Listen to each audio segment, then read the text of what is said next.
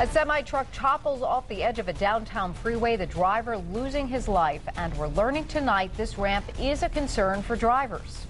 24-Hour News 8's Tony Tagliavia has been on this story since it first broke last night. And Tony's live where it happened.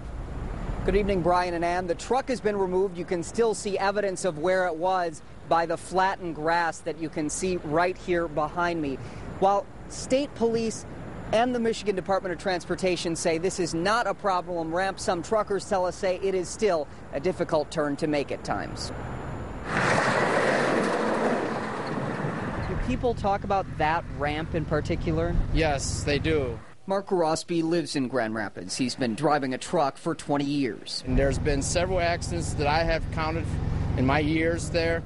It's, I would say, almost a 90-degree angle. It's a very hairy curve. He'd like to see more signs warning drivers of the sharp turn. We found a sign on each side of the road advising drivers to take it slower.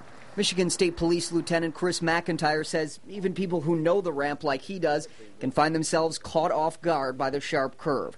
For drivers who don't know the ramp, it can be worse. And you are distracted at all, it can be very difficult to make that turn.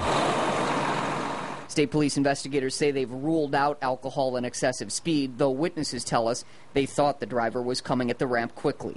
A state transportation department spokesman says the ramp is not considered a problem. This is really not any different than any other ramp, other than the fact that it's elevated. The elevation does, however, create the potential for a fall. There was one on the very same ramp in 2007. 2 accidents in that period of time. Unfortunately, this one was involved in a fatal accident. It doesn't lead us to believe there's an actual engineering problem with that part of the freeway. It's just, it's a tough spot to get through.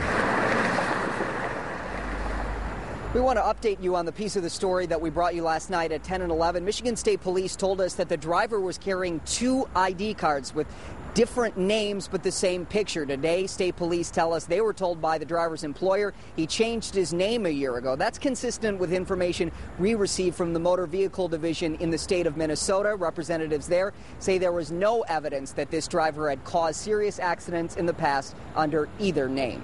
Live in downtown Grand Rapids, Tony Tagliavia, 24-Hour News 8.